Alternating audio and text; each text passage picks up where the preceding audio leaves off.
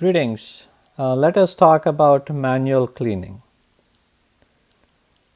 And this is important to remove the biofilm and bioburden in the scope before you take it for high level disinfection. If you do not remove this biofilm, your high level disinfection is not going to be effective. So, your scope has gone through the leak test, it came out as a pass, so you take it to the sink for manual cleaning. And before you take it to the sink, you need to prepare your sink. You plug the drain and then fill it with water according to the manufacturer's instructions. Usually it is 80 to 110 degrees Fahrenheit, and then add the detergent and you go ahead with the cleaning of the scope. Do not add a detergent before you fill the sink with water, as bubbles that form could cause damage to the scope.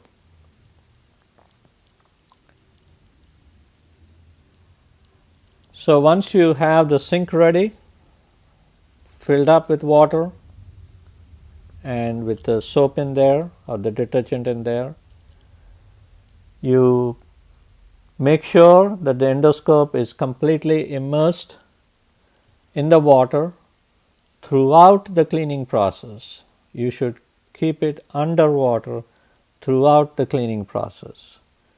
Take a sponge, immerse it in the detergent and clean the exterior of the endoscope.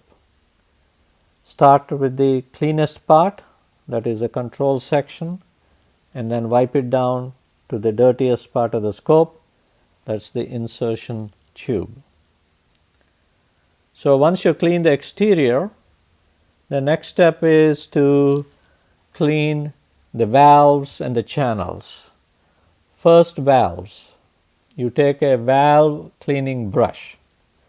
You make sure that you take the right brush that is designed for that particular scope. If you take a bigger brush, it could damage the scope. If you take a smaller brush, you are not going to clean the scope properly. So you take the correct valve cleaning brush for that particular scope and insert the valve cleaning brush into the suction valve, air water valve, biopsy valve, and the suction connector. And then once you insert at each of these places, do a 360 degree turn in each case and then remove it. So once you've done that, you could dispose that brush. So you clean the valves. Next is you have to clean the channels. There are two types of brushes: channel cleaning bristle brush and the pull through cleaning brush. These are two different brushes, and make sure you pick the right brush for that scope. You have to follow the manufacturer's instructions for use. You put it down the suction valve at an angle so that it comes out of the distal tip. Once it comes out of the distal tip, examine the brush for any debris. You repeat the process until no debris is detected. So it is very important to do this right, because there is nothing else that will clean those channels without adequate brushing. Once you have done that, you go down to the biopsy valve and repeat the same process. Clean it until no debris comes out. So once you put it from one end, pull out from the other side, and then take it back to the top end and pull it out from the other side. After you have done that, you go back and clean the suction channel that goes to the universal cord, and it comes out of the suction connector.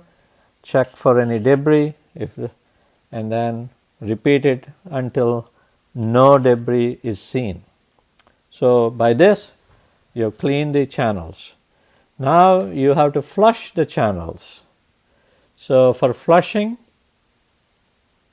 you attach the endoscope flushing aid to the suction connector and another one to the biopsy port, and intermittently cover the suction valve to flush the detergent through the biopsy channel and suction channel. Next,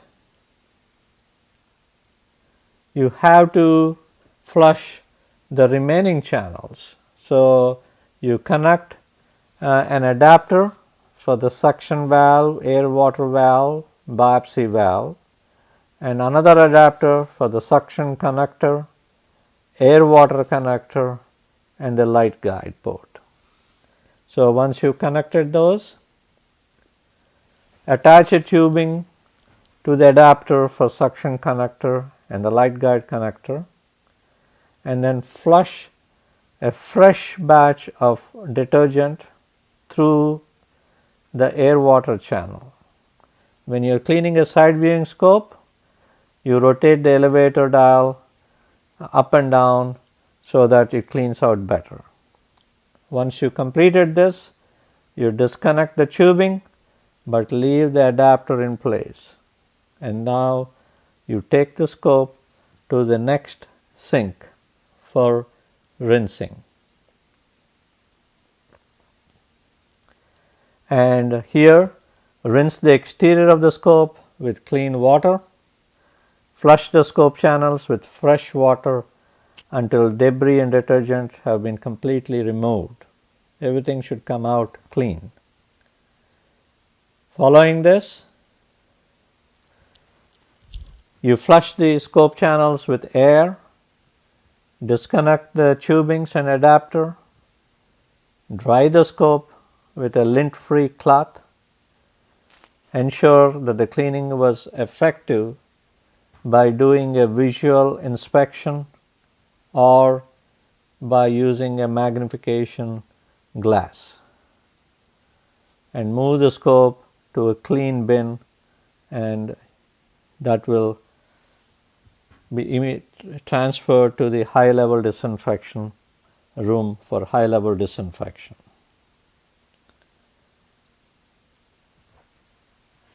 If during this inspection you see any cracks, corrosion, discoloration or debris, you have to take further measures. In some labs, they would like to do a cleaning verification test to figure out whether the scope has been cleaned out properly or not.